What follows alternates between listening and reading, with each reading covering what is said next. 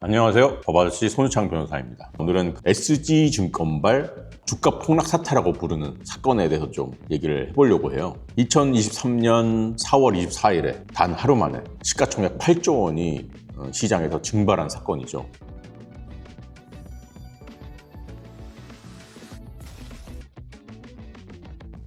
그 주가 조작 사건의 주범 라덕연 씨 1심에서는 징역 25년이 선고되었었습니다.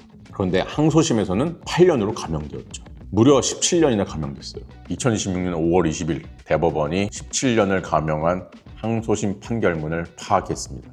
그리고 항소법원으로 사건을 돌려보냈어요. 오늘은 라덕연 씨와 관련된 시세조정 수법 같은 거를 좀 간단히 정리를 해보고 항소심과 대법원이 어떤 논리로 정반대의 결론을 내렸는지 한번 같이 살펴보도록 하겠습니다. 자, 라덕연 씨는 호환투자 컨설팅이라는 회사를 운영하던 사람입니다. 의사, 변호사, 연예인 같은 부유층을 대상으로 연 30%의 수익을 보장하겠다라고 하면서 투자금을 끌어모은 거예요. 조금 특이한 점이 있다면 이 투자자로부터 돈을 자기 회사의 계좌로 받은 게 아니라 투자자 본인 명의의 계좌와 휴대전화를 받았어요. 특이하죠? 그 이유가 뭘까요? 이 투자자들 개인 명의로 주식 거래를 하게 되면 밖에서 보기에는 이제 라덕연 씨 개인 한 명이 시세를 조정하기 위해서 주식 매매를 한다고 보이지 않고 여러 명의 개인 투자자가 자기 판단에 따라서 매매를 하는 걸로 보일 수도 있잖아요. 이걸 노린 거예요. 하지만 실제로는 라덕연 씨 한 사람의 지시로 수백 개의 계좌가 일사불란하게 움직였습니다. 라덕연 씨는 종목을 선별한 기준이 우량주를 골라내기 위해서 만든 기준이 아니에요. 처음부터 가능하면 소액의 자금으로 그 주식의 가격을 좌지우지할 수 있는 종목을 골랐던 거죠.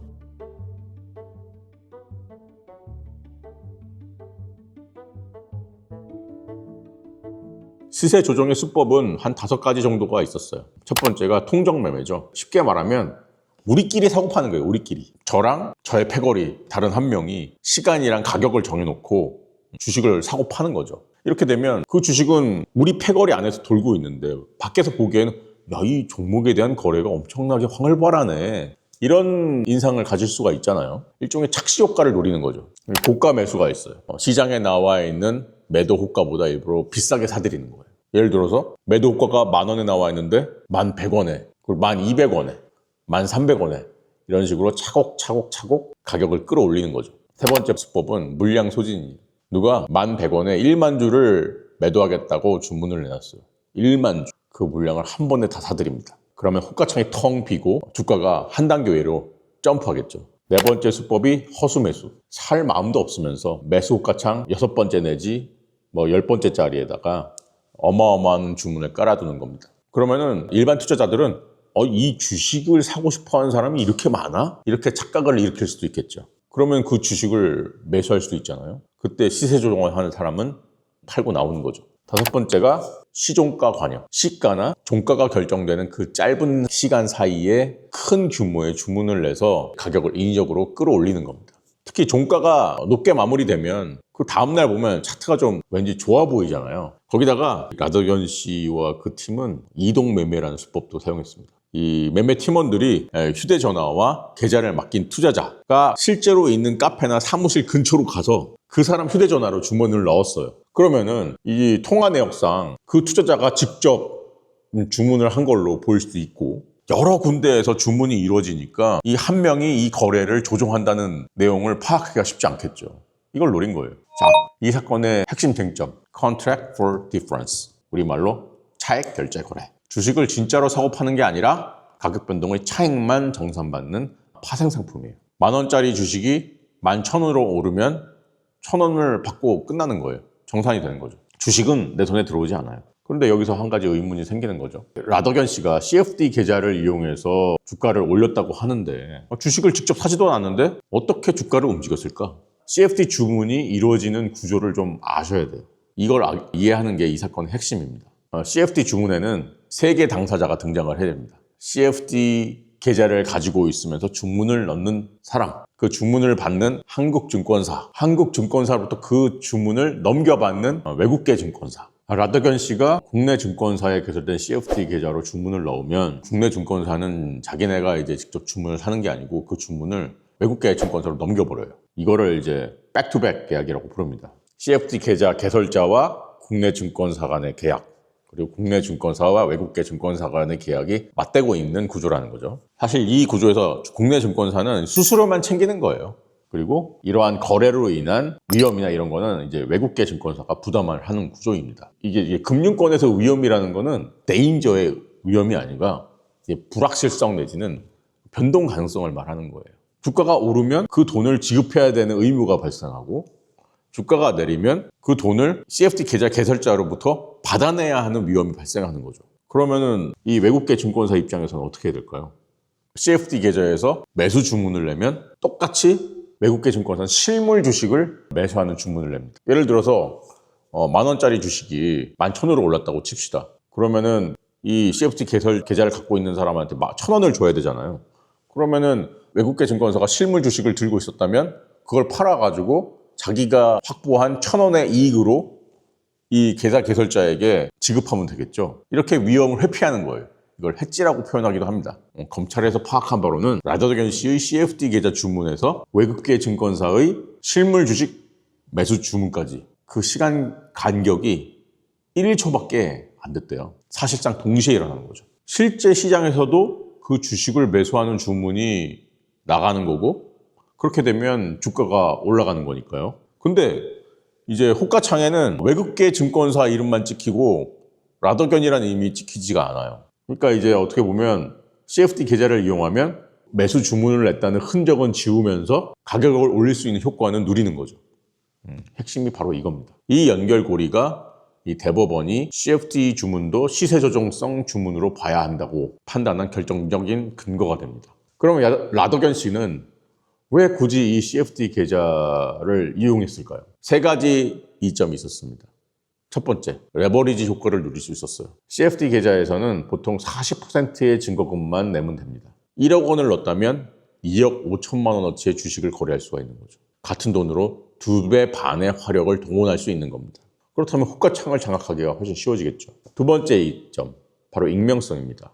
방금 전에 말씀드린 것처럼 라더견 씨는 본인 명의 CFD 계좌에서 주문을 냈는데 호가창에는 외국계 증권사의 주문으로 잡혀요. 시세 조정 흔적이 가려지는 겁니다. 또 지분 보고 의무를 회피할 수 있는 수단이 됩니다. 아시는 분도 계시겠지만 이제 한 종목을 5% 이상 들고 있게 되면은 대량 보유 보고라는 것을 해야 됩니다. 근데 CFD로 사면은 라더견 씨가 그 주식을 실제로 사는 게 아니잖아요. 그러니까 보고 의무가 생기지 않아요. 몰래 사재기를 할 수 있는 겁니다.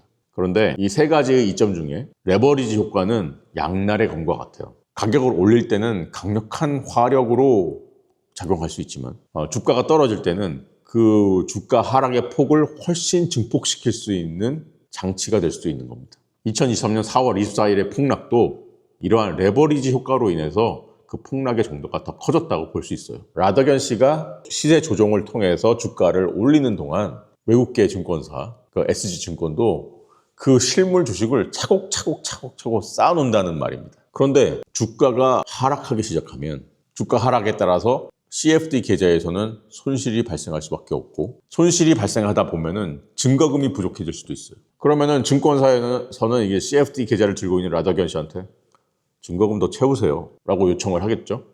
근데 그 증거금을 못 채우면 어떻게 되느냐, CFD 거래를 자체를 그냥 강제로 청산시킵니다. 만약에 라더견 씨가 CFD 계좌에 넣었어야 되는 증거금을 넣지 못했다면 그 CFD 계좌 거래는 강제로 종결되는 거고, SG증권, 그 외국계 증권사 입장에서는 CFD 계좌에서 발생하는 그 가격 변동 위험을 해지하기 위해서 지금까지 조금씩 사모았던 실물 주식을 바로바로 매각하기 시작합니다. 이걸 해지 풀기라고도 표현하는데요. 이 해지 풀기식 매도가 시작되면 이제 호가창에 매도 물량이 쏟아지기 시작하는 거죠. 게다가 한 번으로 끝나는 게 아니에요. 라더견 씨 CFD 계좌의 해지 풀기 매도가 시작되면 주가가 더 하락하고, 그렇게 되면 다른 CFD 계좌에서도 증거금이 부족해질 수도 있고, 그래서 그 계좌가 또 청산되면 그 계좌와 관련된 실물 주식이 매도될 수밖에 없고, 하락과 청산, 매도, 하락, 청산, 매도, 이게 반복될 수밖에 없는 거죠. 그러니까 주가를 레버리지 효과를 이용해서 부풀려 놓은 만큼 하락할 때는 더 빠르고 깊게 무너지는 겁니다. 실제로 이제 2023년 4월 24일에도 8개의 종목이 동시에 폭락을 해서 순식간에 시가총액 8조 원이 증발해 버렸잖아요. 그런데 주가 하락이 어떻게 시작됐는지는 아직 확인되지 않은 것 같아요. 1심 재판부도 폭락 자체가 라더견 조직 때문이라고 단정하진 않는다라고 설시를 했어요. 라더견 일당에 대한 처벌은 이 주가를 인위적으로 끌어올린 부분만 가지고 판단을 했습니다. 1심에서는 25년을 선고했어요.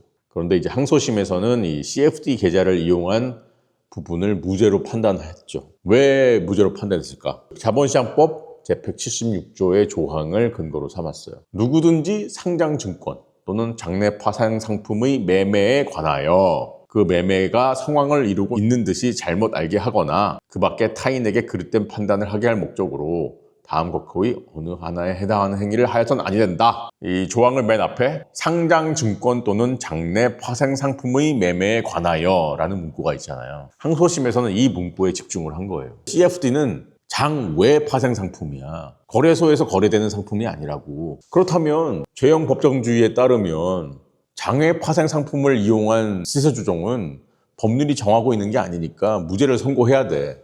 요약하자면 이런 취지로 무죄를 썼습니다. 그 덕에 이제 라더견 씨는 17년이라는 형을 감형받을 수 있었던 거죠. 그런데 대법원은 이 판단을 뒤집었다고 말씀드렸잖아요. 어떤 논리로 뒤집었느냐? 법문을 잘 보면 상장증권과 장내 파생 상품은 시세 조정의 대상이지 시세 조정 행위의 행태, 시세 조정 행위 자체의 형태까지 한정한 게 아니다. 그러니까 대법원은 꼭 상장증권과 장내 파생 상품의 거래를 통해서만 시세 조정을 해야 된다는 의미가 아니고 어떠한 거래든 상장증권 또는 장내 파생 상품의 매매와 관련해서 뭔가를 속이려는 시도는 처벌될 수 있는 거야. 이렇게 보신 겁니다. 이 시세 조정의 대상이 상장증권과 장내 파생 상품이라는 거지 꼭 이제 상장증권 매매를 통해서 시세 조정을 해야 되는 건 아니다. 또 이제 라더견 씨 본인도 CFD 계좌를 이제 시세 조정 수단으로 이용했다는 것을 인정을 했고요. 대법원의 입장을 좀 요약하자면 상장증권의 매매가 즉각적으로 뒤따를 것으로 예상되는 선행 장외 파생 상품의 주문이 실제 증권사 등을 거쳐서 곧바로 상장증권의 시세 조정성 주문으로 이어졌다면 이것도 자본시장법 위반죄가 성립을 한다. 이런 겁니다. 피해자들 입장에서는 굉장히 바람직한 판결이라고 생각하고요. 우회적으로 주가 조작을 할 수 있는 길이 막힌 거니까요. 저는 아주 좋은 판결이라고 생각합니다. 오늘 영상이 재밌거나 도움이 되셨다면 좋아요와 구독 부탁드리고요. 저는 다음에 또 흥미로운 법 이야기를 들고 찾아뵙도록 하겠습니다. 안녕.